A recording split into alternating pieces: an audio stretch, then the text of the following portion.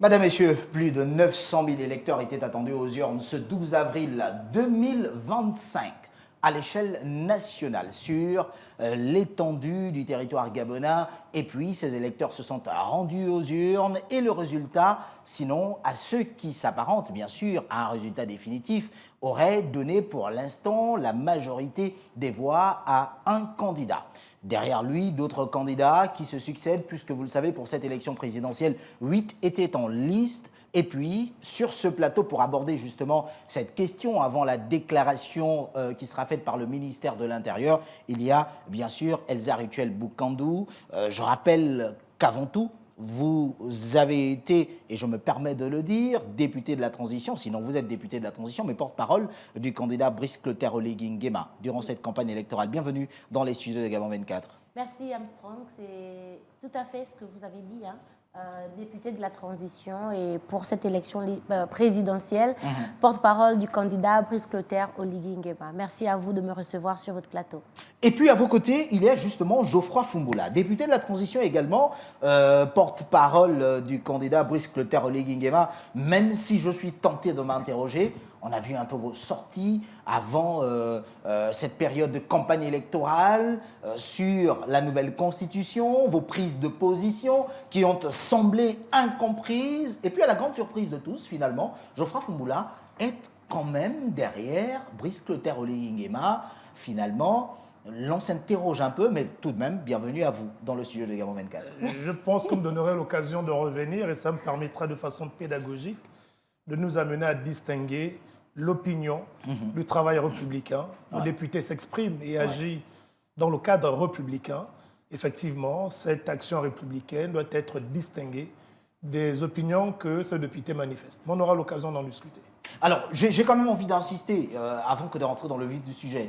Les Gabonais ne sont pas forcément habitués à de telles postures.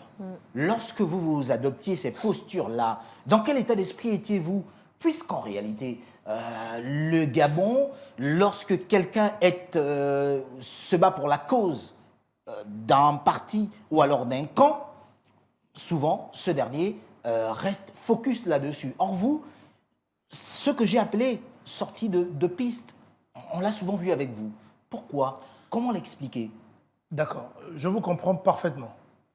Voyez-vous, je suis conscient de la sociologie qui est la nôtre.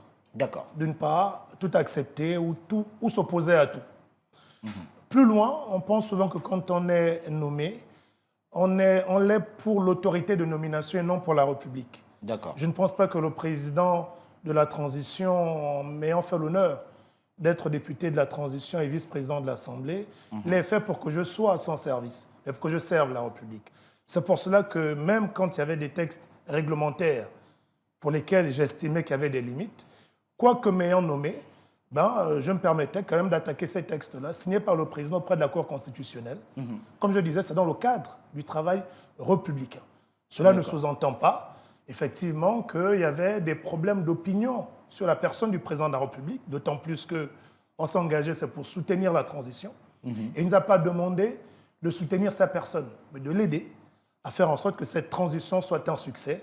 Et je pense que cette diversité d'opinion a démontré que notre transition est la transition la plus démocratique, du moment où, au sein de cette transition, on a même vu des personnes nommées comme moi remettre en cause certains actes réglementaires signés par l'autorité de nomination.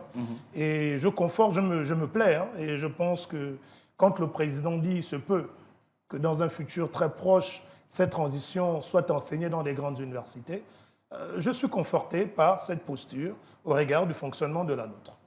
Elsa Rutuel Boukandou, j'ai envie de vous demander à vous, vous partagez à ce moment-là le même hémicycle, par exemple, que Geoffroy Fumboula. Vous avez été tous deux nommés par cette transition. Lorsque vous avez en face quelqu'un qui s'oppose de façon claire à certains textes de loi, par exemple, comment vous vous sentiez à cette époque? Alors, j'étais de ceux qui s'opposaient aussi à certains textes de loi, mais seulement la méthode était différente.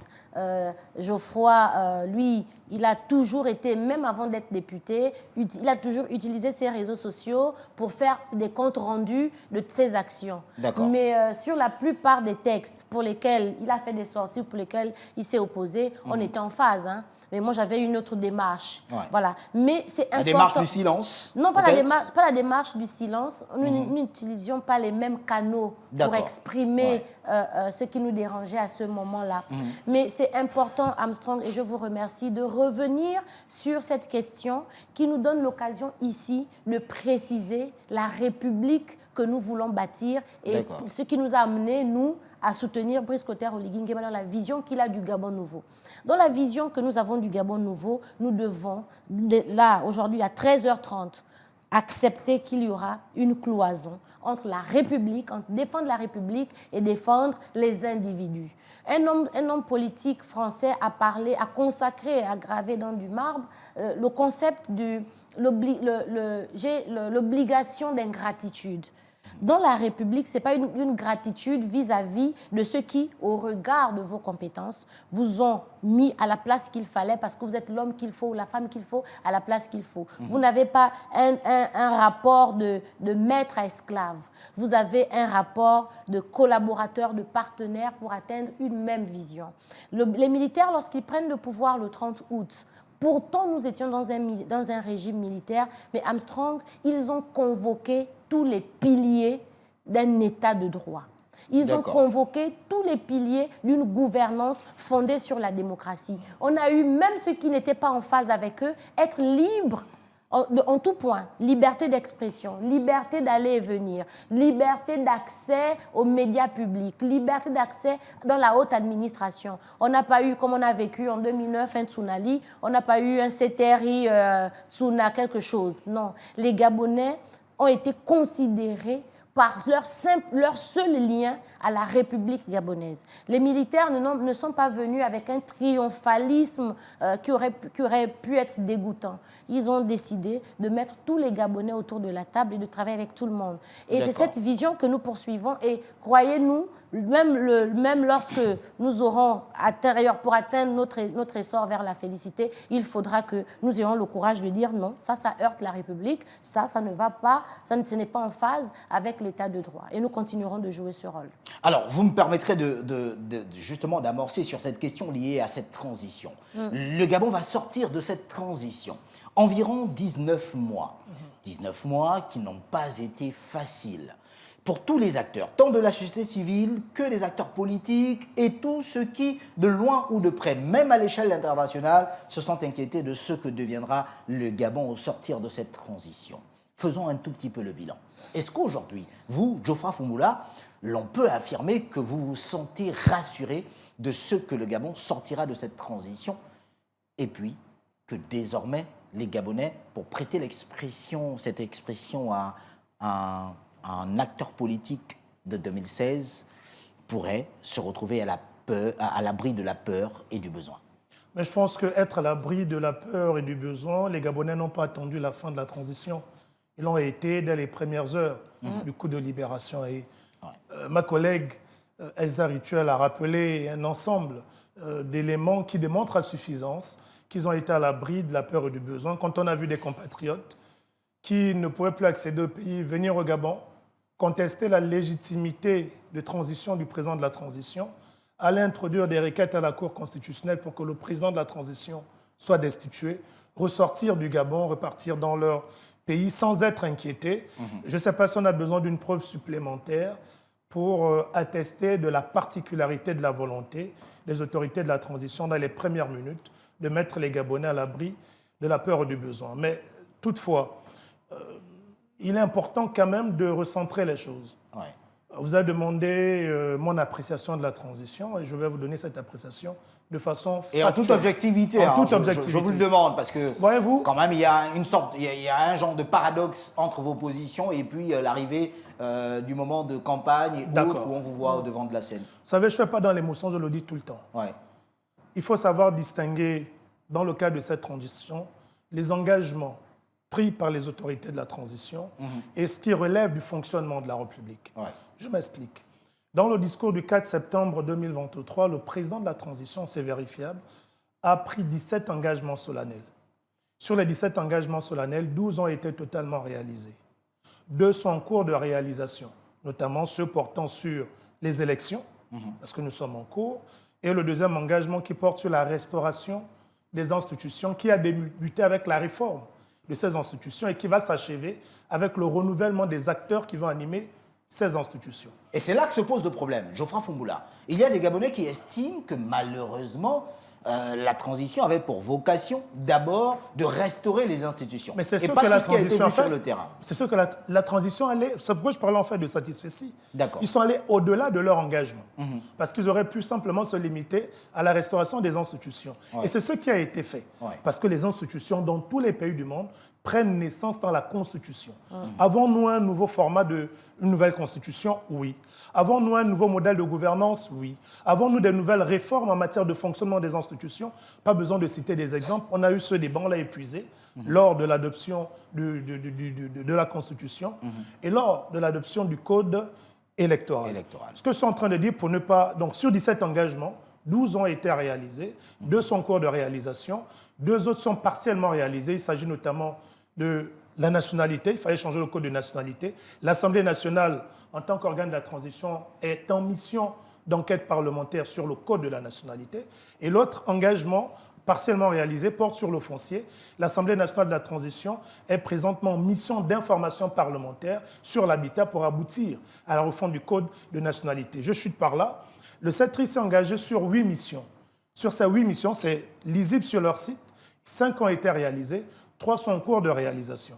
Donc, quand on se retrouve avec des taux de réalisation qui sont combinés au-delà de 70-75%, c'est assez satisfaisant, sachant effectivement que les autres éléments réalisés sont conditionnés notamment par l'aboutissement de toutes les élections et des différents éléments que j'ai cités notamment. D'accord, nous allons dans quelques instants aller vers le ministère de l'Intérieur qui procédera à cette déclaration officielle des résultats provisoires de cette élection présidentielle. Mais les Rituel Bukando, permettez-moi de vous demander à vous, lorsque vous regardez cette transition, est-ce qu'en réalité, il y a une véritable promesse d'évolution, d'implication des jeunes et des femmes pour les années à venir de ce pays, mais surtout, est-ce que durant cette transition, ces derniers ont été véritablement pris en compte? La réponse s'impose à nous tous.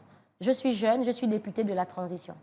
Peut-être parce que vous avez obtenu cela par d'autres canaux que d'autres jeunes n'ont pas. Alors, ces canaux que d'autres jeunes n'ont pas, je ne sais pas de quoi vous parlez, mais... Enfin, c'était une question, une spéculation. Je suis l'illustration parfaite que la République ne laisse personne sur le bord de la route. D'accord. J'aime à le dire sans prétention. Je ne suis l'enfant de personne. Ouais. Avant qu'on ne me nomme, que je n'entende mon nom est nommé député de la transition, je n'avais aucun lien avec un haut gradé de l'armée gabonaise. Nous tous. Personne ne me connaissait dans ce pays. Oui, beaucoup ont entendu parler d'Elsa Rituel Bukando, la petite femme forte, celle qui dit ce qu'elle pense. Non, on vous a vu échouer en Ndéné quand même pour certaines actions politiques. Mais bon, pour les Gabonais qui ne suivent pas l'actualité politique. Pour revenir, pour donner des réponses concrètes à ce que vous avez dit, vous savez, M. Agaya, je vais paraphraser Jean-Gaspard Tuntoumaï, qui, lorsqu'il parle du projet Un jeune, un taxi, met tout le monde au défi en disant, citez-moi, ne serait-ce que ces 14 dernières années, une politique publique qui a été mise en place et qui a trouvé l'assentiment des Gabonais. Les jeunes ont été pris en compte. On s'est retrouvé, un des fléaux de cette jeunesse, c'est la précarité, parce qu'ils n'ont pas d'emploi. Ceux qui étaient au cœur ou à la tête de cette transition, en toute humilité, ont estimé qu'on ne pouvait pas ouvrir les portes de l'emploi à tous les jeunes, parce que ce serait suicidaire pour un pays. Ils ont trouvé des solutions qui ne dévalorisent pas les jeunes, bien au contraire, qui leur donnent de la valeur et qui font d'eux des contributeurs efficaces au développement et à la diversification de l'économie dans notre pays. Aujourd'hui, il y a 800 jeunes qui sont à l'abri, comme l'a dit mon collègue Geoffroy, du besoin. On a vu à la fonction publique nos frères scientifiques, les médecins et les enseignants de matières scientifiques dans les lycées qui ont été recrutés à la fonction publique. Les jeunes ont été pris en compte. On a vu un jeune qui est vice-président de l'Assemblée nationale de la transition. On n'en a jamais vu. On a vu des jeunes dans la haute administration. On a vu un ministre de 38 ans, 37 ans, Maïs Mouissi. C'est un jeune ministre d'État dans ce pays. Donc les exemples de la prise en compte de la jeunesse sont légion dans ce pays. Et n'ayons pas le triomphe modeste. Admettons que ça a été bien fait et qu'aujourd'hui, je pense, et c'est ce qui a suscité tout l'engouement qu'on a vu des jeunes faire la queue devant les bureaux de vote. Moi qui ai voté à Ndende, on a vu des jeunes m'appeler la grande. On fait comment? Nous, on doit aller à Ndende voter. Je dis, vous savez que moi, je ne donne pas d'argent. La grande, nous, on ne va pas voter au Ligui parce qu'on nous aura donné de l'argent. On veut voter parce que c'est quelqu'un qui nous rassure. Et les éléments pour nous rassurer, il nous les a démontrés dès sa prise de fonction en tant que président du CTRI, président de la transition, et nous croyons qu'il va parachever ce qu'il a commencé. Alors, moi, je ne vais pas m'inscrire dans ce que vous dites, parce qu'en réalité, au-delà de Brice Clotaire Oligui Nguema, il y a 7 autres candidats. Il faut nécessairement pouvoir aborder, sinon faire une analyse à 360 degrés pour arriver à une conclusion qui soit celle qui permette à chaque Gabonais, d'où qu'il se trouve, d'arriver aux éléments concrets. Mais restons dans le vif du sujet, parce que dans quelques instants, pour le rappeler aux téléspectateurs qui nous suivent, vous aurez en direct la déclaration du ministère de l'Intérieur sur les résultats provisoires à l'échelle nationale de cette élection présidentielle qui vient de se tenir ce 12 avril 2025. Alors, Elsa Ruchel-Boukando, oui. À côté des jeunes, il y a les femmes. On vous entendait parler des jeunes, mais il y a les femmes à côté. Oui, Aujourd'hui, est-ce que ces femmes se sentent rassurées? Est-ce qu'en réalité, les constructions de marché, comme on l'a vu à l'échelle nationale, pourraient suffire pour que les femmes gabonaises, pour que la femme gabonaise se sente impliquée désormais dans le développement de son pays? Je vous pose la question à vous et je la pose également à Geoffroy Fumboula. Bon, c'est un exemple, mais qui ne saurait suffire. Mais on va revenir à la base, au fondement de toutes les institutions, qui est la Constitution gabonaise. La Constitution gabonaise a érigé en principe fondamental la prise en compte de la femme dans notre pays. Dans le code électoral, j'ai été au comité de rédaction et en même temps députée de la transition, j'ai pu l'adopter à l'Assemblée nationale. Désormais, la loi des quotas qui était à part a été... j'ai envie de dire, on a fait du copier-coller dans le code électoral. Désormais, la parité est une obligation, est une cause d'invalidité ou une cause d'annulation d'une liste à une élection locale. Dans le nouveau code électoral, on a imposé des listes zébrées. Sur une liste de 15 conseillers municipaux, désormais, c'est un homme, une femme, un homme, une femme. Donc, aussi bien le cadre légal... Êtes-vous en train de dire qu'il y a des ajustements qui permettent aujourd'hui d'apporter un certain équilibre? Oui. En fait, M. Gaïa, une réforme, lorsqu'elle intervient, il y a d'abord le plan juridique, le cadre juridique qui doit être fixé. Il y a la volonté politique qui va accompagner l'effectivité ou la mise en œuvre ou le respect de ce cadre juridique. Et il y a les individus. Aujourd'hui, la femme gabonaise, et d'ailleurs, elle n'en a jamais eu, mais elle n'aura plus de prétexte. La loi favorise son plein épanouissement. La volonté politique, si tout à l'heure, à 13h30, le ministre de l'Intérieur annonce Brice Clotaire Oligui Nguema vainqueur de cette élection, la volonté Pourquoi pas un autre candidat? Je dis si, c'est une hypothèse. La volonté politique de ce monsieur n'est plus à démontrer et il ne restera qu'à la femme gabonaise elle-même de prendre ses responsabilités et de s'assumer. Et d'ailleurs, parlant d'autres candidats, on a eu une jeune dame, une jeune femme qui était candidate à cette élection. Elle n'a pas été marginalisée du fait qu'elle soit une femme. Chaning Zenaba, pour citer son nom. Je ne l'ai pas entendu. À aucune de ses sorties médiatiques, elle ne s'est plainte d'un traitement dont elle aurait été victime du fait d'être une femme. Bien au contraire. Là où on a applaudi des hommes, quand elle a arrivé, on l'a applaudi en tant que femme. Donc, en plus de ça, je vais vous donner mon opinion personnelle au sujet de ce permets. combat Ouais. souvent féministe qu'on veut importer chez nous. Moi, je suis femme politique, engagée depuis de nombreuses années. Je n'ai jamais été victime d'une ostracisation sous prétexte que je suis une femme. D'ailleurs, vous avez fait vos classes aux côtés de feu Pierre Mamoudou. Exactement. Je me permets de trahir ce secret. Hein. Et j'ai toujours pensé que la femme gabonaise a toujours eu sa place. Elle s'est toujours exprimée. Et elle s'est toujours affirmée. Et les mécanismes ont toujours été là pour qu'elle s'épanouisse pleinement. D'accord. Geoffroy Fomboula, je vous repose une question. Mais je pense que au pas de course, je vous prie. Non, de peur de faire une redite. Je souscris pleinement à ce que dit ma collègue Elsa Rituel Boukandou. Mais ensuite, vous avez posé une question importante sur les candidats en lice. Parce qu'il n'y a pas que notre candidat, celui que nous avons soutenu, sur les chances qui étaient les siennes, mais qui ne sont plus à démontrer. Nous avons eu 8 candidats. Mais c'était évident qu'il soit celui-là qui puisse être porté par la majeure partie du peuple gabonais, parce que les indicateurs le démontrent à suffisance. Pourquoi? Quand vous revenez, justement, on reste factuel. À côté, il y avait par exemple un Alain-Claude Bilibinze. J'arrive, voilà, factuellement. Oui. En 2018, par exemple, la dernière élection qui a été proclamée, 2018 législative, on avait 45 partis politiques qui se sont présentés. Sur les 45, 37 officiellement, dont l'ancien parti de Bilibinze, soutenait le candidat Brice Clotaire Oligui Nguema. À côté de ça, on avait une société civile qui ne s'était jamais autant mobilisée et fédérée autour d'une candidature, qui a apporté son soutien à cette candidature. Je rappelle que sur les 47 partis politiques, 2 soutenaient le candidat Alain-Claude Bilibinze, porté par 2 leaders de partis politiques qui ont obtenu moins de 2% aux élections législatives 2018, ne dépensant même pas 40 voix.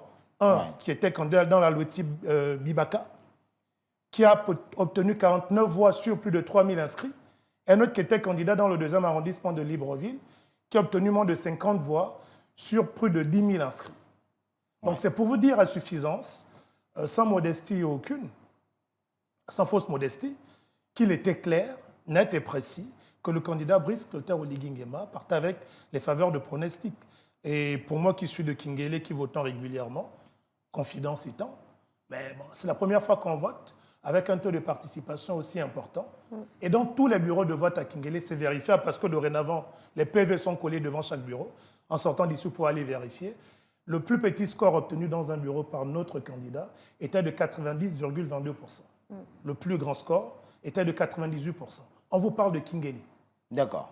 Donc c'est pour vous dire en fait que tout était fait de façon à ce que ce candidat soit porté par le peuple, pas porté par un parti politique, parce qu'aucun des 8 candidats n'était porté par un parti politique.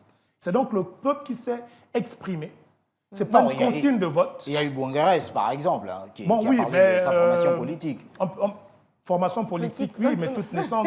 Mais qui également, il y a encore quelques mois, comme Alain-Claude Bilibinze, comme Germain Iloko, était encore membre du Parti démocratique gabonais. D'accord. Et d'ailleurs, rappelez que c'est un candidat qui aura eu le courage, au lendemain de la transition, de faire la restitution des fonds, selon lui, qu'il aurait acquis frauduleusement. Mais bon, ce serait... Je n'ai pas suivi ce chapitre, vous m'informez. Bon, ce serait intéressant peut-être d'en savoir plus. Voilà. Mais dans tous les cas, s'il l'a fait, félicitations à lui.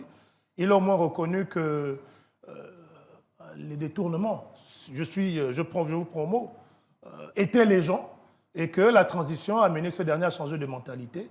Vivement que cela motive également d'autres Gabonais, notamment certains qui ont été candidats à cette élection. Je ne vais pas citer les noms, mais ce serait intéressant qu'ils puissent... Encore que cela reste à démontrer. Hein, mais c'est vous qui l'avez dit, je vous prends au mot. Encore que cela reste à démontrer. Mais revenons un tout petit peu sur la transition en elle-même. Est-ce qu'aujourd'hui, les Gabonais peuvent se satisfaire de cette transition? Est-ce que le Gabonais lambda peut se lever le matin et affirmer que cette transition a été menée de main de maître, avec un chronogramme bien établi, tout sachant qu'il y a par exemple des candidats ou des formations politiques qui ont évoqué le fait que certaines dispositions ou alors certains éléments de cette transition avaient été pris comme ça, de gauche à droite. Monsieur Agaya, nous suivons les Gabonais au quotidien. La seule tâche dans cette transition, c'est la trop grande présence de ceux du système de CHU. Vous enlevez cet élément. Qu'est-ce que cela veut dire? La trop grande présence des pédégistes, dans les organes de la transition, la trop grande présence des PDG. Vous aurez souhaité que de nouveaux Gabonais soient... j'arrive. De nouveaux Gabonais Moi, poser une question en matière de satisfaction. D'accord, mais permettez-moi de rebondir aussi. Sur les faits, pour dire en fait que la seule tâche, pour ceux-là qui ont des critiques sur la transition, porte sur la trop grande présence de ces derniers. Si vous enlevez cet aspect, dans la majeure partie des cas, les Gabonais sont plus que satisfaits. Et c'est pour cela qu'ils ont porté la candidature de Brice Clotaire Oligui Nguema à un taux historique. Donc, vraiment, il serait faire preuve de peu d'honnêteté que de ne pas reconnaître le succès de notre transition. Je tiens à chuter par là. Notre pays est le dernier pays à être entré en transition et le premier pays à en sortir. Qu'est-ce que l'on veut obtenir comme preuve supplémentaire pour attester que notre transition n'a pas été une réussite? D'accord, oui, j'ai l'impression que vous voulez renchérir. Je vais renchérir son argumentaire en disant, vous savez, je ne suis pas à ma première élection présidentielle. Lorsque le Gabonais est mécontent de ceux qui sont au pouvoir. Même pas votre première élection législative. Même pas ma première élection législative. Lorsque les Gabonais sont mécontents, ils l'expriment. Ouais.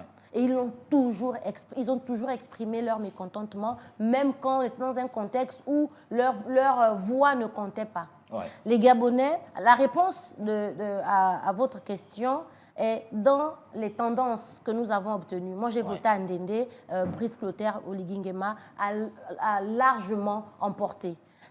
Largement remporté, ça signifie que les Gabonais sont contents de la transition. Ça signifie que les Gabonais sont contents de celui qui a dirigé la transition et ils veulent encore qu'il soit là pour 7 ans.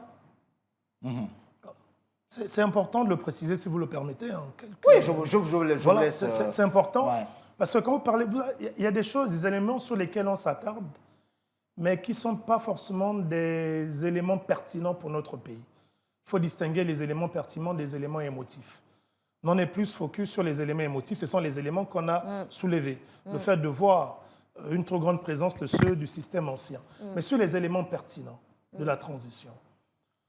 Depuis 2009, ce n'est que sous la transition que notre dette a commencé à connaître une tendance baissière. Pendant 14 ans, on est parti de 1 300 milliards en 2009 pour atteindre 7 280 milliards au 30 août 2023. Nous sommes aujourd'hui à 7 080 milliards. Et pourtant, certains acteurs, par exemple, ont affirmé que le Gabon était tellement endetté et que cette dette se chiffrait à 7 000 milliards. Oui, c'est ce que je suis en train de dire. On a atteint 7 280 milliards. Sans évoquer la hausse. Non, mais c'est justement, mais la hausse, justement, elle est graduelle. 2009, on était à 1 300 milliards quand Omar Bongo décède. 7 280 milliards quand Oligui Nguema prend le pouvoir. 7 080 milliards quand il organise l'élection. C'est la première fois que nous avons une tendance baissière de notre dette. Mais pendant que notre dette connaît une tendance baissière, que nous sommes à jour de toutes les échéances auprès de tous nos partenaires financiers, nous assistons quand même à un développement qui est palpable. On assiste à un dégel de plusieurs situations. Je ne parle pas seulement des recrutements, je parle également du paiement des rappels, je parle également du paiement des bourses des élèves. Des fois, tu t'assois et tu te dis, mais comment est-ce qu'on arrive à maintenir cette équation entre diminuer la dette, pendant qu'on diminue la dette, on continue à faire du développement, on développe des actions sociales, des actions entrepreneuriales comme TaxiGab, et j'en passe. Donc c'est vraiment tout en organisant une élection qui est jugée la plus transparente possible. Hier, en allant autour d'1h du matin au niveau de la commission d'arrondissement, de mon arrondissement, 3e arrondissement, j'ai rencontré un président de bureau de vote, sortant de là toute satisfaite, me disant que c'est la première fois que les présidents des bureaux de vote sont convenablement payés. Et sans pression. Sans pression. Pratiquement 4 à 5 fois ce qu'ils recevaient, comme elle-même l'a dit, comme miettes précédemment. Donc, comment est-ce qu'on arrive à faire tout ça? Si effectivement, on n'est pas animé d'un certain patriotisme, cela sous-entend que ce sont des choses qui auraient pu être faites depuis. Mais il manquait des patriotes. Et je pense que le plébiscite apporté au président Brice Clotaire Oligui est une marque de reconnaissance de son patriotisme, mais pas que lui, mais également de tous ses frères d'armes qui ont pris le courage ce 30 août 2023 et qui ont aidé, malgré effectivement les pesanteurs politiques, malgré les vieux réflexes de ceux à qui le président a ouvert la porte pour l'accompagner dans cette transition. Pas besoin de rappeler le nombre de remaniements du gouvernement, pas besoin de rappeler, même sous la transition, c'est historique. Je vais vous poser la question, est-ce que vous avez un jour entendu parler du changement de l'administration d'une agence de sécurité du Gabon pour des faits, par exemple, de torture au sein de cette agence? Jamais. Et pourtant, ce sont des frères d'armes. On a vu le renouvellement, par exemple, du B2. Donc, c'est pour vous dire qu'il fallait avoir du patriotisme, il fallait avoir du courage pour pouvoir être là où nous sommes aujourd'hui et conduire le pays comme il se doit. Et le Gabon, pour les 7 années à venir, a besoin de personnes courageuses. Pas de personnes qui vous disent que oui, mais on n'a pas pu faire ça parce que les choses étaient ainsi. Quand tel a démissionné en telle année, est-ce que les Gabonais l'ont soutenu? Non. Donc, vraiment, je pense que nous sommes sur la bonne voie et les Gabonais ont toutes les raisons de croire à la bonne volonté des autorités de la transition et surtout du président Brice Clotaire Oligui Nguema. D'accord, Elsa Richard Bokando, je vais vous permettre de poursuivre, mais tout de même, permettez que je continue de poser des questions sur ce plateau, puisque c'est mon rôle et ma responsabilité. Et nous de répondre. Alors, dites-moi, une transition annoncée pour 24 mois, ensuite 19 mois, élection présidentielle, pourquoi si tôt 24 mois n'aurait-il pas suffi? Que s'est-il passé véritablement? Ce sont les questions que se posent certains 30 secondes, je passe la parole, je passe la main, 30 secondes. Gabonais de l'opposition qui, justement, eux, s'opposent à Brice Clotaire Oligui Nguema. Non, pas de la transition porte sur le renouvellement des institutions. Nous sommes dans le timing de 24 mois.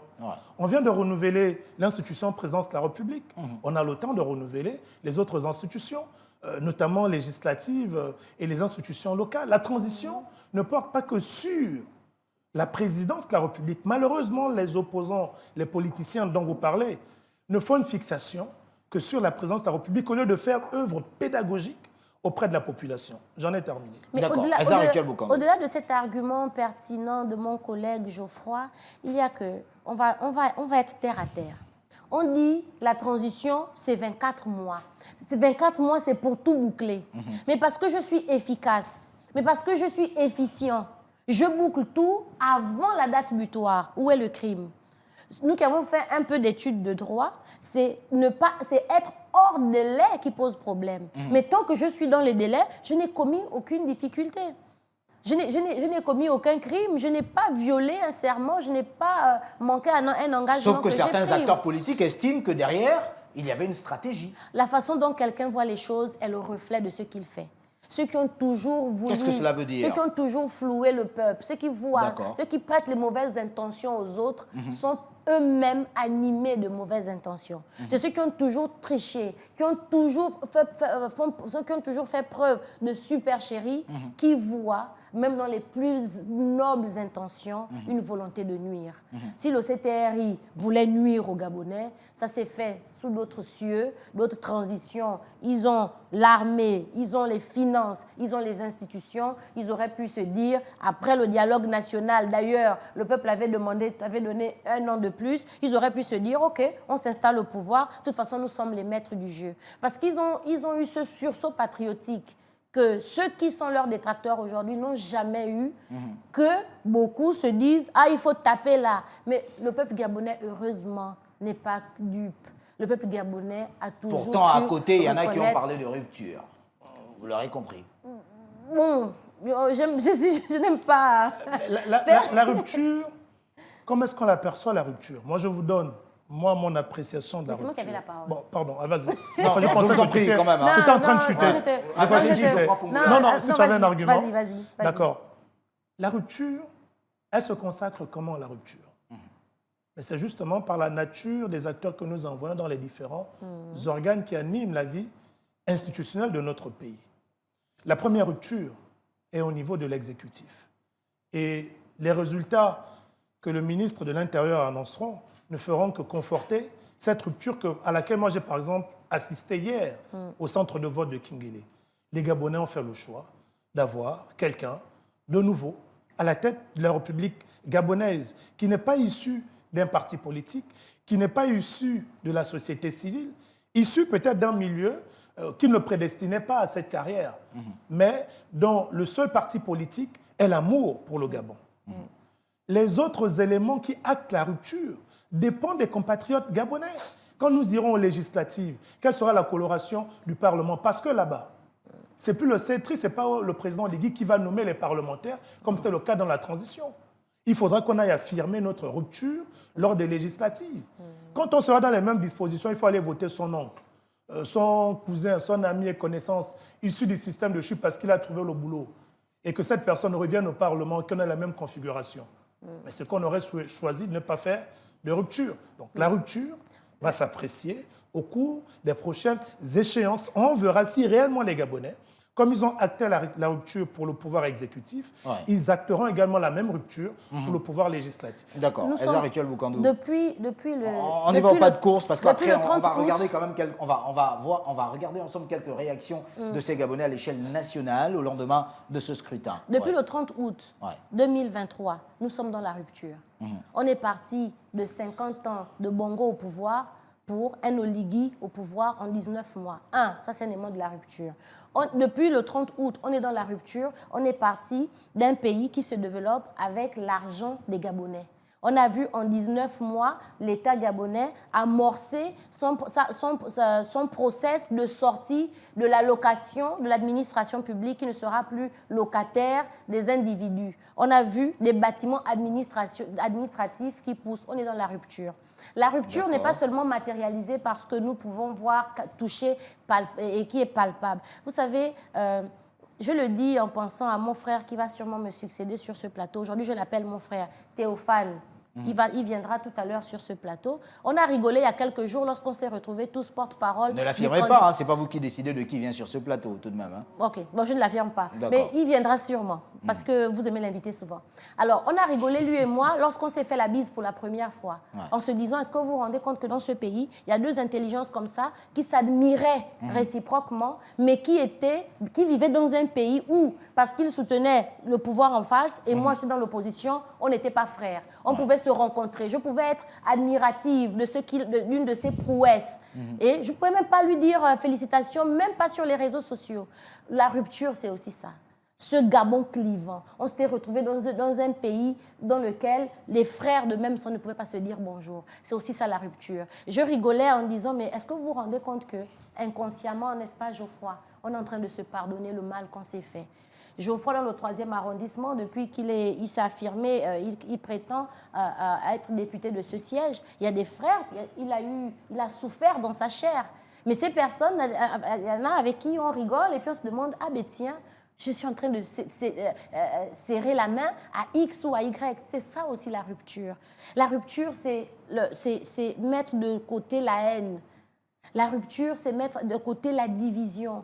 Pour ne penser que Gabon d'abord. C'est difficile pour beaucoup qui n'ont pas encore fait ce sursaut, pour qui c'est difficile. Et vous pensez que, permettez-moi de le dire, de vous poser cette question, et vous pensez que vous, parlant de rupture, vous l'exprimez mieux que d'autres candidats ou d'autres QG, d'autres représentants d'autres candidats? Non, là, ce n'est pas une affaire de candidat, là, c'est le citoyen qui s'exprime. D'accord. La rupture est vécue dans nos quartiers, où des voisins qui ne s'adressaient pas la parole s'adressent désormais la parole depuis le 30 août.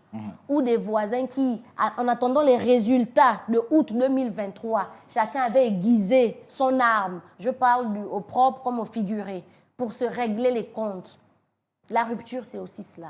L'effet, c'est que ça a créé psychologiquement chez les Gabonais que nous sommes. Aujourd'hui, on marche, on se retrouve dans les administrations, on se salue, on se dit bonjour. On est même prévenant de plus en plus les uns envers les autres. Pour moi, c'est aussi ça la rupture. Et ce n'est pas un homme qui dit « je suis la rupture ». C'est le peuple gabonais qui décide de dire « oui, lui, il est la rupture, on lui fait confiance ».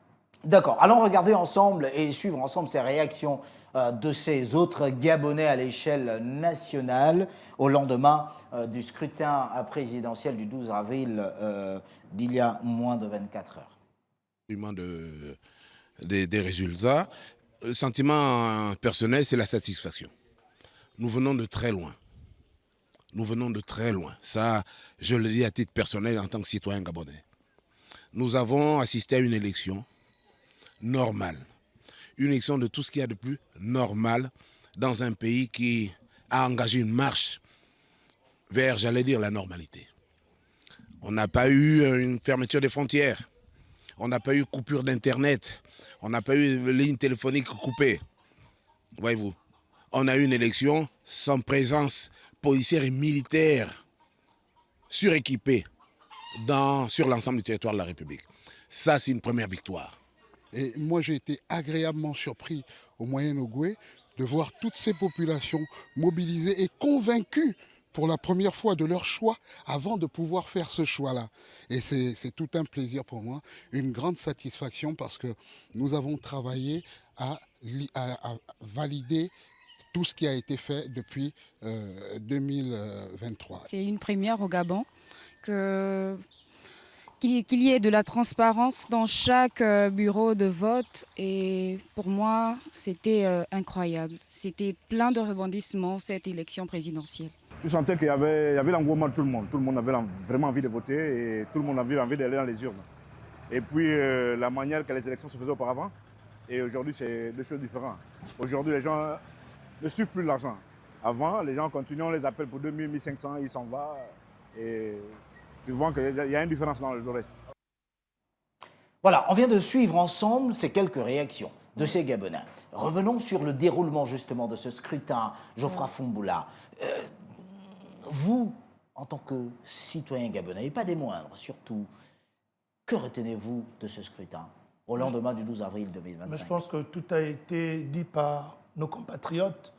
Nous l'avons tous vécu. Moi, au lendemain de chaque scrutin, la preuve, on est là sur Gabon 24. On n'est pas aux abris. On n'est pas... c'est une preuve suffisante de la nature du scrutin apaisé auquel nous avons pris part. Nous n'avons pas eu, à ce jour, même venant des candidats qui ont participé, des plaintes majeures. Je peux écouter un candidat dire que le scrutin s'est mal déroulé, au-delà de quelques manquements, mais je pense erronés, qui ne sont que la suite d'une mauvaise interprétation, par exemple, des dispositions législatives et réglementaires. Mais tous les candidats sont d'accord. On l'a tous écouté ces derniers intervenir. Encore que ça, c'est vous Non, je dis, l'affirmer, pour les avoir écoutés notamment sur votre chaîne, à moins que vous m'apportez la preuve contraire. Il n'y a aucun candidat que j'ai vu remettre en cause la qualité de l'élection. Il y en a qui ont parlé, par exemple, des cartes d'électeurs. C'est pourquoi je disais, en fait, en dehors d'une interprétation erronée des dispositions législatives et réglementaires. Parce que ce fait, par exemple, c'est effectivement ce que prévoit la loi en son article 70 du Code électoral, que les cartes d'électeurs doivent demeurer dans chaque bureau de vote. Mais un des candidats ayant a sûrement mal interprété cette disposition, a laissé paraître que ça devait se faire autrement. Mais en dehors de cet aspect, que l'on met sous le coup d'une mauvaise interprétation de nos textes, mais le même candidat n'a pas remis en cause la qualité du scrutin auquel il a participé. Donc, nous sommes tous d'accord, pour une fois, que c'est le scrutin qui met tout le monde d'accord. Mais j'ose justement espérer j'espère qu'avant que le ministre de l'Intérieur, comme ça se voit dans les grandes démocraties, n'annonce les résultats provisoires, que ces candidats aient eu la gentillesse d'appeler le vainqueur pour féliciter ce dernier. Encore qu'ils devront attendre les résultats provisoires donnés par le ministère de l'Intérieur. Ailleurs, on n'a pas besoin d'attendre les résultats. Pourquoi? Parce que chaque candidat est représenté dans un bureau de vote. Donc, à l'instant, ils n'ont pas eu de représentants à l'échelle nationale. Non, ça c'est maintenant cela relève de... Mais ne fût-ce que sur les premières tendances. Même dans les bureaux où ils ont voté, ils ont la tendance. Donc, rien que sur la base de leur bureau, ils doivent être en capacité de dire peut-être que j'ai gagné dans les autres bureaux, mais je reconnais quand même que dans mon bureau, j'ai été battu et puis je félicite. Donc, c'est juste ce qu'on attend de ces candidats-là. Alors, Eza Rituel Boukandou, justement, il y a eu des accusations de corruption, des électeurs qui auraient été transportés, autres, pour lesquels il a été dit qu'ils auraient reçu de l'argent pour aller voter, ainsi de suite. Qu'en est-il pour cette élection présidentielle du 12 avril 2025? Est-ce que véritablement, l'on a retrouvé des éléments qui ont toujours existé au même titre que les élections précédentes?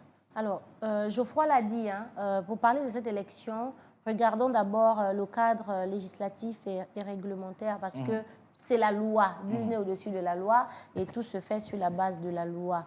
On a assisté à une élection présidentielle au Gabon, lors de laquelle aussi bien les acteurs politiques que la société civile personne ne s'est levé pour contester une disposition fondamentale du code électoral. Ouais. Bien au contraire, on a pour préparer cette élection mis en place un dispositif législatif qui garantissait la transparence à chaque étape de la procédure. Ouais. On a vu dans ce pays, même la phase de visite médicale des candidats, c'était aussi au vu de tout le monde. On a vu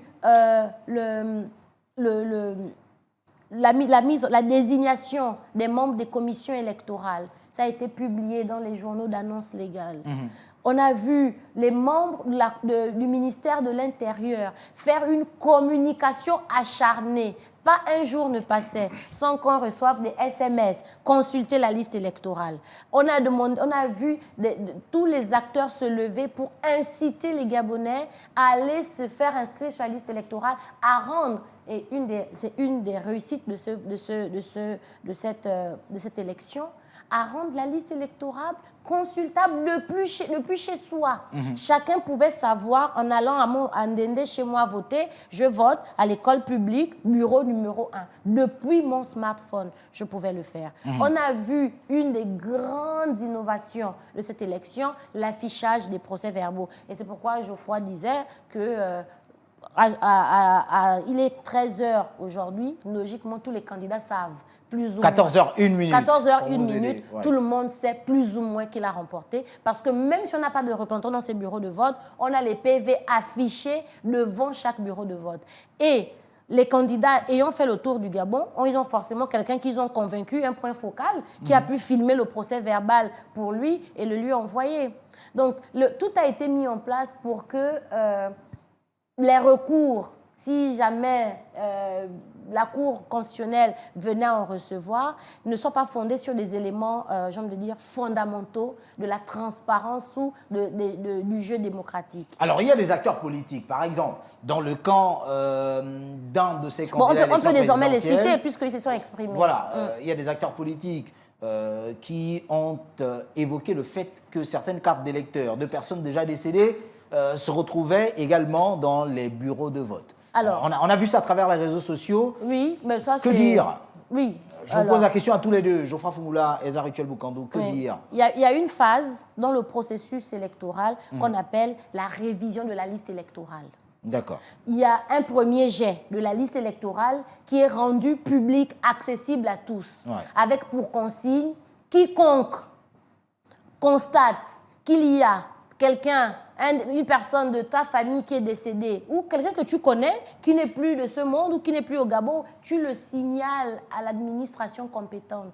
C'est aussi ça la responsabilité citoyenne. La République que nous voulons, c'est celle qui met le citoyen aussi devant sa responsabilité citoyenne. Vous savez, dans la Constitution, le contrôle citoyen de l'action publique est consacré. Qu'est-ce que vous voulez dire? Le contrôle citoyen de l'action publique, ce n'est pas seulement insulter ceux qui prennent position ou un député qui développe un point de vue. Le contrôle citoyen de l'action publique, c'est aussi, en tant que citoyen, aider l'administration à être responsable. Qu'est-ce que vous voulez dire? Ce que je veux dire, pour être concret. Lorsque, par exemple, et là je vais la citer, oui. Essola et Funtam, par exemple, brandit la carte d'électeur de son père, feu son père décédé, pour dire que ce dernier a encore une carte d'électeur dans un bureau de vote. Êtes-vous en train de dire que là, il s'agit d'une irresponsabilité? Non, il ne s'agit pas d'une irresponsabilité, c'est un manquement de l'administration, d'accord? Et là, la carte d'électeur, c'est l'aboutissement du processus. Avant l'édition des cartes d'électeurs, il y a la révision de la liste électorale. C'est à ce moment que je constate, moi, Ezarutuel Boukandou, que mon père est décédé, que son nom est sorti sur la liste électorale. Pour ne pas fausser les chiffres, je me rapproche, même pas du ministère de l'Intérieur, parce qu'à Ndende, il y a une représentation du ministère de l'Intérieur. Je me rapproche et je signale que la liste électorale qui est affichée, il y a mon père dont le nom est encore apparu. Et si vous ne vous rapprochez pas de l'institution, à qui revient la responsabilité? La responsabilité, alors, la responsabilité revient à l'État, qui, logiquement, devrait, et là, il ne faut pas avoir honte de l'avouer, devrait avoir un fichier à jour des personnes décédées, des personnes... Et là encore, on peut trouver à l'État, mais ce n'est pas une raison, hein, mais des circonstances atténuantes. Il y en a qui décèdent sans que vous soyez au courant. Donc, si je ne suis pas au courant que Elsa Rituel Bukandou est décédée et que ses ayants droit n'ont pas signalé auprès des autorités compétentes le décès, on ne serait pas surpris de me revoir sur une liste électorale. D'accord. Moi, Alors, je vais Geoffroy être Fonboula. moins diplomatique, je vais être clair. Ouais, Quand on veut faire de la politique, il faut être responsable. d'accord. Cela, pour moi, relève d'une irresponsabilité patentée. On ne peut pas vouloir être homme ou femme politique et ne pas être exemplaire. La loi est claire. Ouais. La loi dit, s'agissant effectivement des cas de décès, vous savez, vous, en tant qu'homme politique, même pas en tant que citoyen, que votre parent est décédé. Mais comment se fait-il que vous ne prenez pas la responsabilité de vous rendre auprès des organes compétents, comme le recommande la loi, avec l'acte de décès ou une preuve de son décès, même un communiqué dans l'Union, pour que vous puissiez bénéficier d'un récépissé de radiation. La personne qui vous brandit la carte de son papa décédé, à son âme, Ouais. doit être en capacité de vous opposer également le certificat de radiation pour donner force à son argument. Comme pour dire, j'ai accompli mon devoir citoyen, j'ai amené les éléments attestant que mon papa n'est plus pour qu'il soit retiré du fichier électoral. On m'a délivré en retour un récépissé de radiation. Mais je me rends compte que malgré ce récépissé-là, C'est dur. la carte... Mais vous ne pouvez pas venir brandir cette carte. Mais là, vous êtes vous-même en train d'attester que vous êtes irresponsable. Je suis désolé parce que les hommes politiques qui aspirent à gouverner le pays doivent être les premiers à nous montrer l'exemple. Montrer aux citoyens l'exemple. Comment est-ce qu'un citoyen doit se comporter dans la société, notamment sur les questions électorales. Et ça passe d'abord par le respect de la loi. Donc, vous voyez, ils ne lisent pas le code électoral. Même quand le ministère revient avec plusieurs communiqués pour dire qu'il faut vous rapprocher des autorités compétentes pour procéder aux radiations des parents décédés, malgré ces communiqués, ils ne se rapprochent même pas. Vous voulez qu'on fasse quoi? Le ministère ne peut pas, de façon unilatérale, s'asseoir effectivement les manquements de notre administration, parce qu'on n'a pas effectivement une jonction des différents fichiers entre le ministère de l'Intérieur, les collectivités locales qui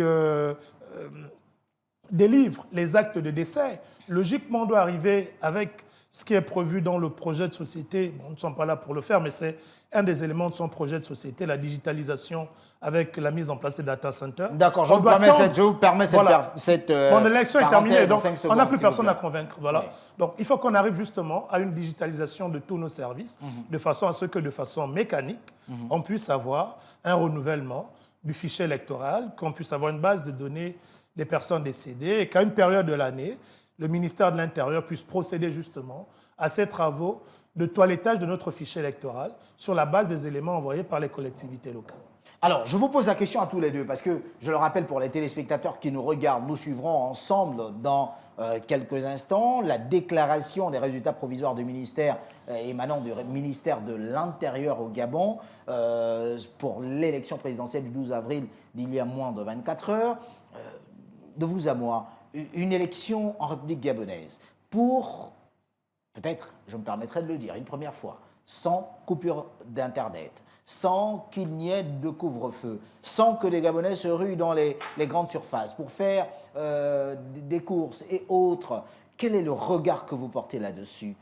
Qu'en pensent les Gabonais qui nous suivent actuellement sur Gabon 24? Et d'ailleurs, je me permettrai d'aller lire quelques réactions via nos réseaux sociaux. Dites-moi. En 30 secondes, je vous réponds. Les Gabonais chantent en chœur. Les Gabonais chantent en chœur. Ouais. C'est un morceau, les Gabonais sont fiers. C'est l'année de God.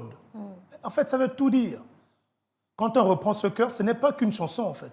Au-delà, effectivement, ça ressort la situation de satisfaction dans laquelle nous sommes. C'est un sentiment de fierté.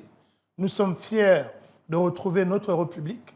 Nous sommes fiers d'avoir un Gabon qui, au sortir de cette élection, va commencer à changer, je suis sûr et certain, de positionnement en matière de démocratie, parce que notre élection est l'une des élections quasiment en Afrique où on voit la participation d'un nombre important d'observateurs nationaux et internationaux. Et cela permet justement de donner du crédit à notre dispositif démocratique et de sortir le Gabon de cette zone des pays classés comme étant les moins démocratiques pour évoluer en classement, pour qu'on devienne, pourquoi pas demain, si cela se répète pour les législatives et les locales, un exemple en Afrique en matière de démocratie et d'élection. D'accord. Elsa Rituel Bukando. Alors, j'ai un souvenir tellement douloureux des précédentes élections que je n'arrive même pas à traduire par des mots ce que je ressens. Je suis partagée entre joie et pleurs, entre tristesse et bonheur, parce que on vient de loin, M. Agaya, on vient de loin. À l'heure qu'il est, depuis 2000, parce que j'ai véritablement été actrice d'une élection la première fois en 2016, puis en 2023. 2016, j'étais porte-parole de Jean Ping. J'ai failli mourir au QG lorsque il a été pris d'assaut. 2023, j'étais porte-parole d'Ondosa et je savais qu'après les résultats, on serait pour les uns enterrés quelque part, d'autres dans une cellule, mais on était préparés à ça. Et aujourd'hui, les Gabonais ont voté le 12 avril et puis le 13, chacun va qu'à ses occupations. Ils vont à l'église. Là, on est à Gabon 24, au sous-sol de la présidence de la République. Encore que la précision n'était pas nécessaire. Hein, le symbole est fort. C'est Elsa Rituel Bukando et Geoffroy Fumbula qui sont sur le plateau de Gabon 24. Il n'y a pas de char de guerre. Il n'y a pas de psychose. Entre voisins, on se salue chacun de sa terrasse. Armstrong Agaya, c'est l'année de God, et Geoffroy l'a dit. Moi, ma mère, elle a 78 ans. À chaque élection présidentielle depuis 2016, elle m'a toujours regardé partir de la maison, le regard triste. Hier, après avoir voté à Ndende, elle était fière de me dire « Man, repars à Libreville ». Et d'ailleurs, je trahis ce qui s'est passé avant. Je l'appelais avant de monter sur le plateau pour lui dire « Man, regarde, je veux passer à la télé ». C'est ce que cette élection a suscité. On est comme dans une résurrection citoyenne. Monsieur Agaya, lorsque nous le disions depuis le début de la transition, que la transition gabonaise va être enseignée dans les universités, ce n'est pas pour c'est pas pour flatter notre propre ego, parce que c'est réel. Lorsque les pays comme le Bénin, comme le Sénégal organisaient leurs élections et tout se passait bien, et on se disait souvent sur les réseaux sociaux, tu pries au Gabon, Dieu exauce au Sénégal. Désormais, tu pries au Gabon, Dieu exauce au Gabon.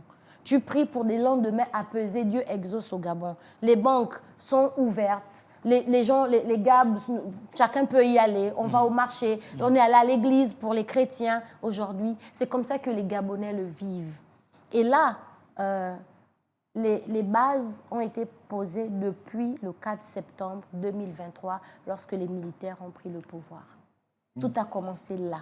Parce que si les militaires avaient fait du tort aux Gabonais le 30 août, cela aurait déteint sur toute la transition et même cette élection, on aurait eu le sentiment que les gens sont allés voter avec une âme à la tempe.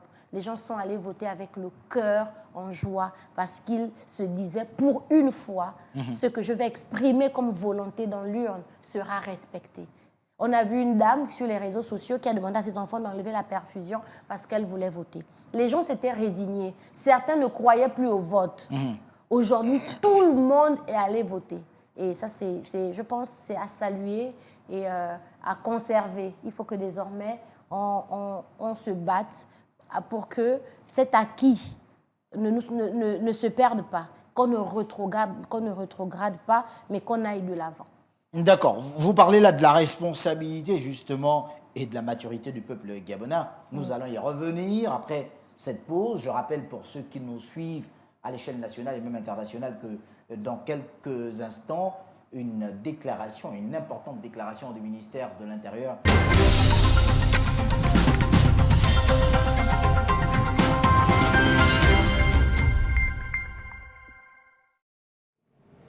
Mesdames, Messieurs, au terme du scrutin organisé le samedi 12 avril 2025 pour l'élection du président de la République, il me revient en ma qualité de ministre de l'Intérieur et de la Sécurité et président de la Commission nationale d'organisation et de coordination des élections et du référendum CNOSER, de procéder à l'annonce des résultats provisoires enregistrés. Cela conformément aux dispositions pertinentes de la loi 001/2025 du 19 janvier 2025 portant code électoral en République gabonaise. À l'issue de la compilation de ces résultats, les données globales sont les suivantes.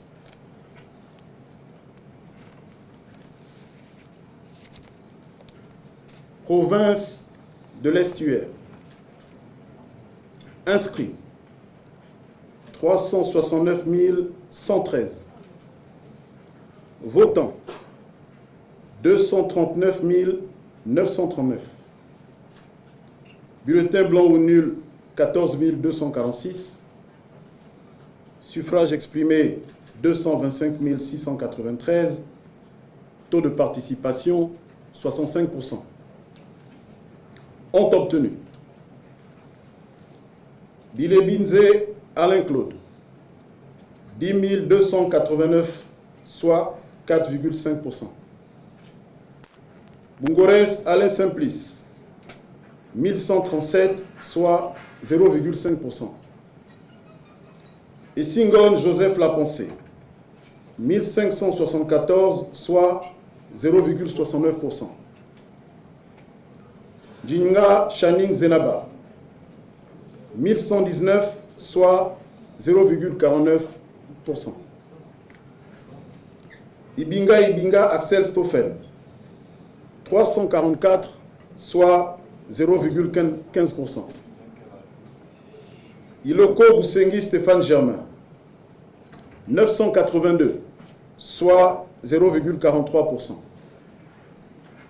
Ngoma Thierry Yvon Michel 306, soit 0,13%.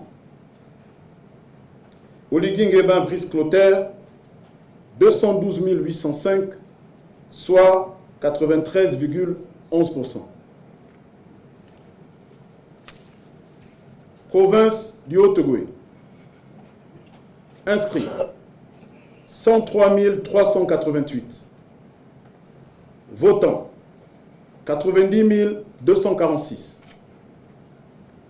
Bulletins blancs ou nuls 1418. Suffrages exprimés 88 827. Taux de participation 87,28%. Ont obtenu Bilé Binzé Alain Claude 1001 voix, soit 1,13%. Bungores Alain Simplice 168, soit 0,19%. Et Singon Joseph Lapensé 114, soit 0,13%. Ninga Channing Zenaba 216, soit 0,24%. Ibinga Axel Stoffen 55, soit 0,06%. Iloko Boussengi Stéphane Germain 78, soit 0,09%. Goma Thierry Yvon Michel 30, soit 0,03%. Oligui Nguema Brice Clotaire 87 165, soit 98,13%. Province du Moyen-Ogooué. Inscrits 43 856. Votants 31 178. Bulletins blancs ou nuls 1234. Suffrages exprimés 28 512. Taux de participation 68,98%. Ont obtenu Bilé Binzé Alain Claude 621 voix, soit 2,19%. Bungores Alain Simplice 64 voix, soit 0,21%. Et Singon Joseph Lapensé 385 voix, soit 1,57%. Ninga Channing Zenaba 103 voix, soit 0,32%. Ibinga Axel Stoffen, 36 voix, soit 0,10%. Iloko Boussengi Stéphane Germain, 176 voix, soit 0,51%. Goma Thierry Yvon Michel, 48 voix, soit 0,14%. Oligui Nguema Brice Clotaire, 27 079 voix, soit 94,96%. Province de Langounié, inscrits 80 304, votants 53 624, bulletins blancs ou nuls 2144, suffrages exprimés 51 480, taux de participation 66,78%, ont obtenu Bilé Binze Alain Claude, 594 voix, soit 1,15%. Bungores Alain Simplice, 245 voix, soit 0,48%.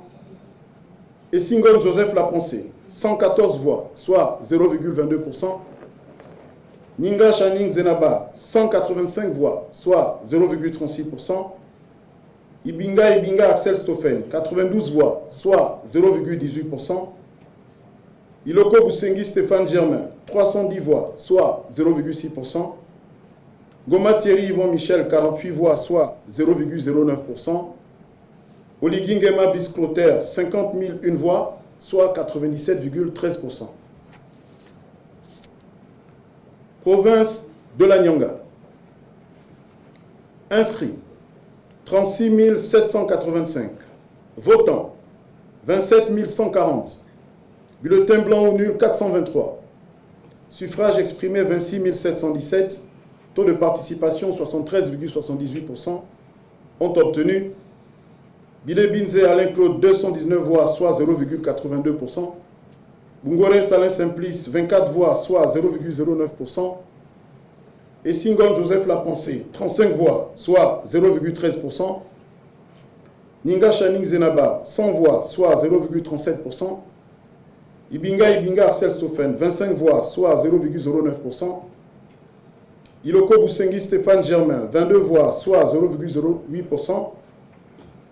Goma Thierry Yvon Michel, 18 voix, soit 0,07%. Oligui Nguema Brice Clotaire, 26 274 voix, soit 98,34%. Province de Logou et Vindo. Inscrits 43 053 voix. Votants 29 816 voix. Bulletins blancs ou nuls 1484. Suffrages exprimés 28 332.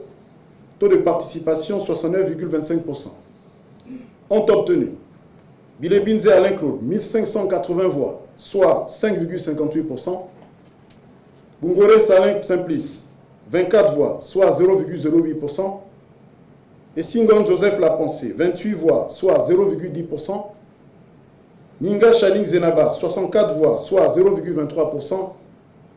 Ibinga Axel Stoffen 27 voix, soit 0,09%. Iloko Boussengi Stéphane Germain 23 voix, soit 0,08%. Goma Thierry Yvon Michel 26 voix, soit 0,09%. Oligui Nguema Brice Clotaire 26 560 voix, soit 93,75%. Province de Logouelolo. Inscrits 38 217.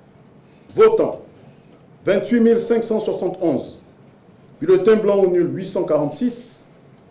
Suffrages exprimés 27 725. Taux de participation 74,76%. Ont obtenu Bilé Binze Alain Claude 320 voix, soit 1,15%. Bungores Alain Simplice 82 voix, soit 0,3%. Et Singon Joseph Lapensé 50 voix, soit 0,18%. Ninga Chaning Zenaba 99 voix, soit 0,36%. Ibinga Axel Stoffen 25 voix, soit 0,09%.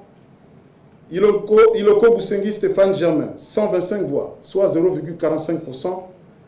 Goma Thierry Yvon Michel 19 voix, soit 0,07%.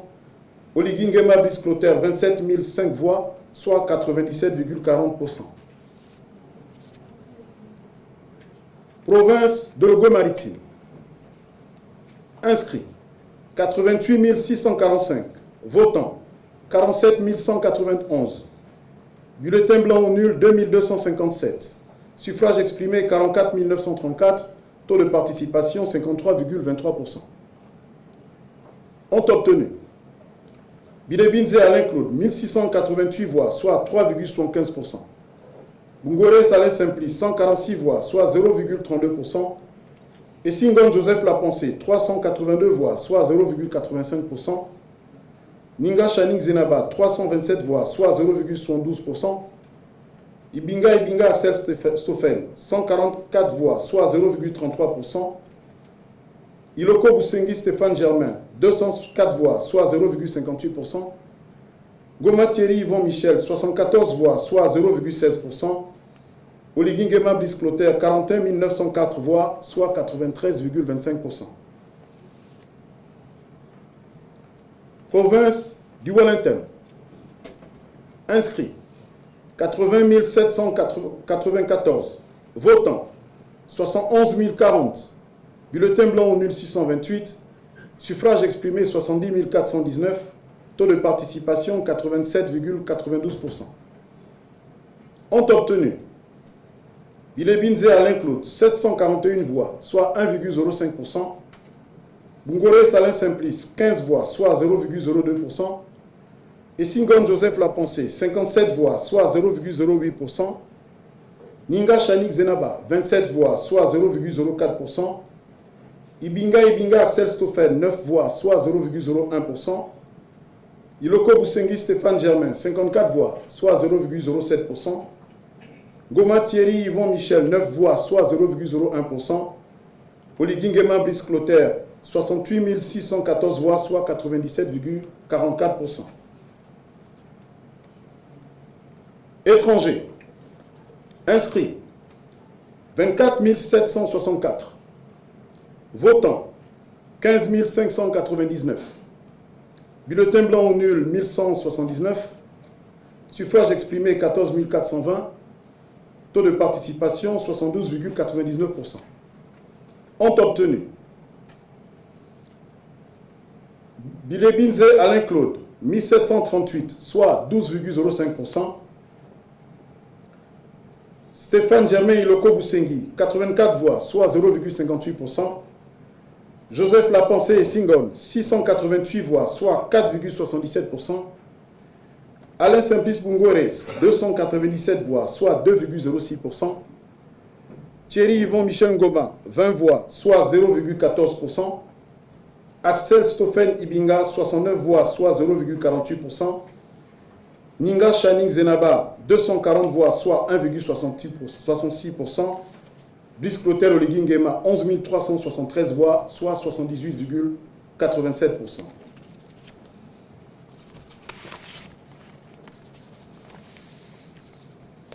À l'issue de la compilation de ces résultats, les données globales sont les suivantes.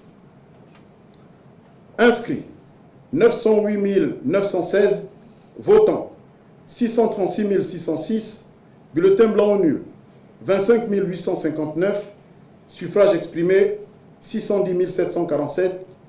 Soit un taux de participation de 70,4%. Ce taux, vous l'avez constaté, il a considérablement baissé par rapport à celui que nous avons annoncé au titre des estimations à 18h30 lors du scrutin. Il tient compte, bien évidemment, de ce que nous avons travaillé sur des bureaux de vote témoins et des grandes villes. Alors, par la suite, avec la difficulté liée à certains compatriotes, surtout à l'étranger, d'accomplir leurs droits citoyens, beaucoup d'entre eux se sont découragés et donc ce taux, vous le constatez, a légèrement baissé. Quoi qu'il en soit, je disais, à la suite de la compilation de ces résultats, nous avons les résultats suivants. Alain Claude Bilebinze, 19 227, soit 3,02%. Alain Simplice Bungwere, 2093 voix, soit 0,32%. Et Singon Joseph Lapensé, 3586, soit 0,56%. Ninga Channing Zenaba, 2432, soit 0,38%. Ibinga Axel Stoffel, 874, soit 0,13%. Iloko Boussengi Stéphane Germain, 2115, soit 0,33%. Goma Thierry Yvon Michel, 633 voix, soit 0,09%. Oligingema Bisclotaire, 575 222 voix, soit 90,35%. Est élu à la majorité absolue des suffrages exprimés avec 575 222 voix, soit 90,35%. Monsieur Brice Clotaire Oligingema, je vous remercie.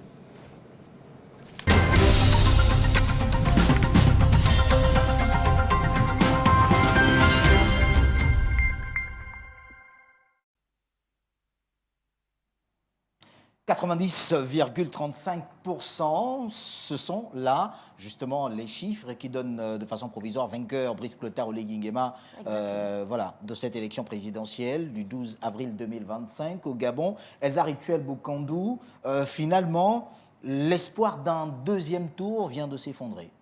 Clairement, clairement. Alors, ce n'est pas de la prétention de l'affirmer ici. J'allais à cette élection convaincue qu'il n'y aurait pas de second tour. Il n'y aurait pas de second tour pour la simple raison qu'en face de Brice Clotaire Oligui Nguema, il n'y avait, non pas que je sous-estime la capacité de mobilisation des autres candidats, mais il n'y avait pas en réalité une alternative qui vienne décrédibiliser celle de Brice Clotaire Oligui Nguema. Nous n'avons pas, nous, dans notre stratégie, nous n'avons pas envisagé un second tour parce que nous avons fait le terrain, nous avons écouté les Gabonais et nous avons de l'expérience. Avec la petite expérience que nous avons des élections précédentes, nous savions que la barre de 51% serait dépassée dès le premier tour. Oui, sauf qu'à côté de cela, Elsa Rituel Bokandou, il y a des candidats tels qu'Alain-Claude Bilibinze qui arrivent quasiment en seconde position. Finalement, est-ce à dire qu'il s'agissait d'un feu de paille, puisque l'impression qui s'est dégagée, c'est que c'était comme si la mayonnaise semblait prendre un tout petit peu cette renaissance de cet ancien Premier ministre d'Ali Bongo Ondimba? Alors, je suis restée focus sur la candidature ou sur la campagne de mon candidat. Du coup, je ne me suis pas intéressée à toute la ferveur populaire ou pas autour des autres candidats. Je me suis intéressée au retour que j'avais des populations quand j'allais les rencontrer. Comment les cœurs étaient ouverts, comment les gens nous accueillaient. Ne serait-ce que nous qui disions « je suis le porte-parole du candidat » et quand on voyait la ferveur qu'on recevait en retour, on se disait à combien plus forte raison le candidat lui-même. Donc oui, ils n'ont pas démérité, hein. Peut-être devrais-je le dire d'abord ici. Tous les Gabonais méritent d'être salués. Tous ceux qui se sont impliqués pour cette élection, qui ont participé à l'exercice démocratique, méritent d'être salués. Et particulièrement, permettez-moi de féliciter Madame Zenaba qui, de mon point seule de femme vue, d'ailleurs. La seule femme, elle n'a aucune expérience en politique. C'était sa première élection et d'ailleurs beaucoup la découvraient par l'annonce de sa candidature. Et elle a tenu jusqu'au bout pour avoir déjà fait des campagnes à titre pour mon propre compte. Ce n'est pas aisé, mais elle a tenu, elle a été partout où on l'a sollicitée. Elle mérite qu'on lui tire le chapeau, cette dame. À côté de Channing Zenaba, il y en avait d'autres, hein, bien qu'anciens PDGistes, par exemple le docteur Stéphane Germain Iloko, que l'on a vu sur le terrain, qui lui, à ce moment-là, comptait, par exemple, sur le personnel médical et autres. Alors, je pense que c'était une erreur de compter sur une composante de la société. Je pense qu'il aurait été plus efficace d'inscrire une stratégie qui parle à tout le monde sans distinction de corps d'appartenance. Parce que, en le faisant, il s'est peut-être focalisé sur ses collègues du corps médical, mais sachant que ses collègues du corps médical avaient peut-être été séduits par un autre candidat, une autre alternative, une autre proposition. Et puis, il y a le docteur Yvan Ngoma, candidat également à cette élection présidentielle, qui, lui, s'est accentué sur la question des relations diplomatiques entre le Gabon et la France, proposant d'ailleurs une véritable rupture. Malheureusement, un message qui n'a pas séduit beaucoup de Gabonais. Visiblement, son message n'a pas séduit les Gabonais. Et le sentiment que j'ai aussi, c'est qu'il y a certains qui ne sont même pas arrivés chez les Gabonais. Parce que quand on y allait, 3 n'en sortaient. Brice Clotaire Oligui Nguema, Billy Binze et Zenaba, Madame Channing. Ouais. Certainement parce que ce sont 3 candidatures pour moi qui ont suscité quelque chose de particulier. Madame Channing, parce qu'elle est femme, elle est jeune, elle est courageuse, elle est intelligente. Les gens, je pense qu'il y a des gens qui se sont dit, si ce n'était pas Brice Clotaire Oligui Nguema, cette jeune dame aurait été une bonne alternative. Donc pour tous les autres, pour tout vous dire, et je le redis encore ici, je ne me suis pas intéressée à leur projet de société, donc je ne sais pas ce qu'ils ont proposé aux Gabonais et pourquoi les Gabonais ne les ont pas suivis. D'accord. Alors, avant que de pouvoir refermer cette édition spéciale, revenons un tout petit peu sur votre candidat qui vient de remporter cette élection présidentielle. Finalement, est-ce un ouf de soulagement pour les Gabonais, tout sachant que désormais, déjà à partir de ce 13 avril 2025, bien que ces résultats soient provisoires, le Gabon ne sera plus pour les 7 années prochaines dirigé par un bongo. Ça me permet de poser la question comme cela. Alors, je pense que le premier ouf de soulagement pour les Gabonais, moi-même je l'ai exprimé, mais silencieusement, enfin une élection lors de laquelle les résultats, la volonté des Gabonais exprimée dans les urnes est annoncée par le ministre de l'Intérieur. Hier, j'ai scrollé rapidement les réseaux sociaux. Moins de 24 heures après la fermeture des bureaux de vote et la fin du processus électoral. Des bureaux de vote. Il fallait voir l'impatience des Gabonais. Ils n'étaient pas impatients avec un air sceptique, mais ils étaient impatients d'entendre le ministère de l'Intérieur dire à chaque Gabonais, vous avez au nombre de temps voté pour X, voté pour Y, et voici les résultats de vos votes. Ouais. Et ces résultats sont respectés. J'ai scrollé rapidement certaines pages des personnes très suivies sur les réseaux sociaux. Il y en a qui félicitent le ministre de l'Intérieur.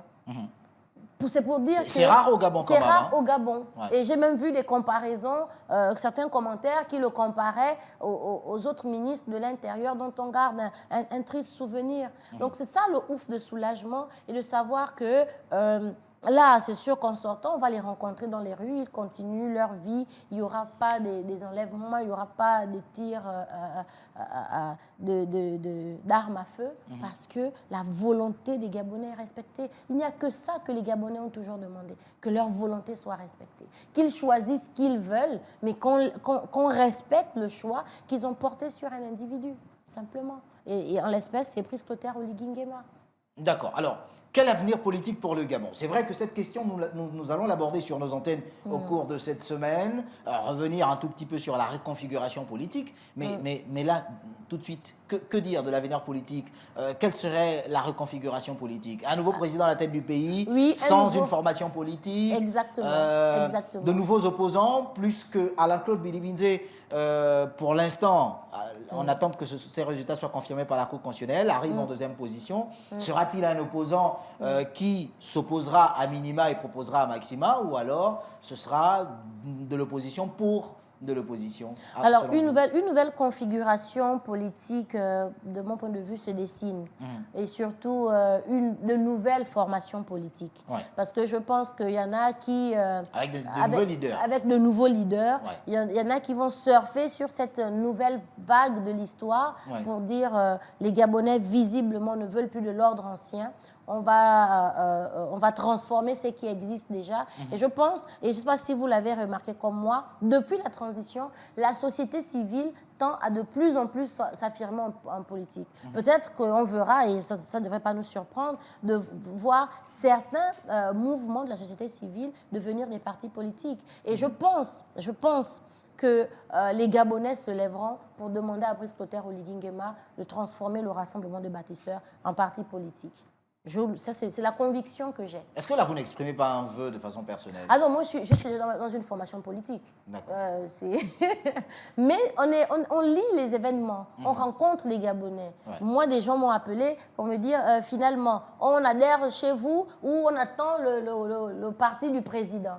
Donc, je pense qu'il y aura tout ça et la sagesse dont il fait montre jusqu'à aujourd'hui, j'espère qu'elle prévaudra pour qu'il prenne la bonne direction. Et n'oublions pas que le prochain défi va être la loi sur les partis politiques.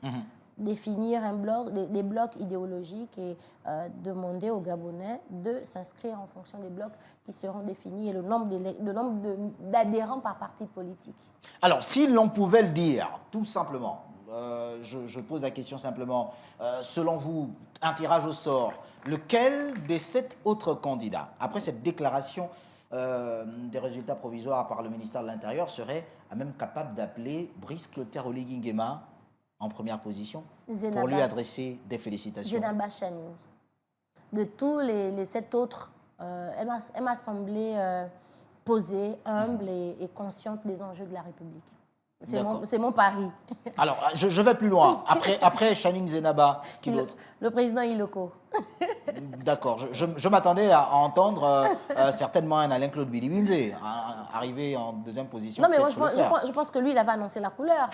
Il avait annoncé la couleur et d'ailleurs, hier, un de ses porte-parole a réaffirmé l'intention d'Alain-Claude Bilibinze de ne pas se mêler de ce qui se fera ces 7 prochaines années.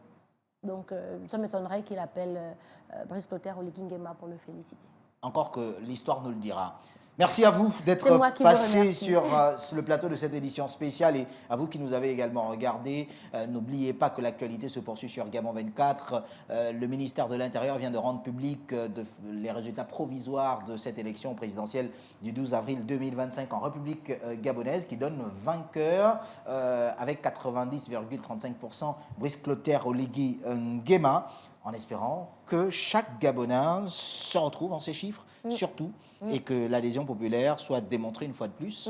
Elsa Rituel Bokandou. Nous l'espérons. Peut-être rappeler brièvement quelques dispositions du code électoral. Dès lors que le ministre de l'Intérieur a annoncé les résultats, tout électeur est fondé, sans délai, à saisir la Cour constitutionnelle, même dès demain, dans un délai de 8 jours. Et la Cour constitutionnelle a 2 semaines pour se prononcer sur tout recours éventuel introduit devant elle. Et la suite, mais je pense qu'il n'y aura pas, de mon point de vue, des recours qui portent sur des éléments fondamentaux pour cette élection présidentielle. Voilà. Merci de nous avoir suivis. Nous vous laissons en compagnie justement du ministre gabonais en charge de l'Intérieur pour suivre à nouveau cette déclaration des résultats provisoires de l'élection du 12 avril 2025. Au revoir.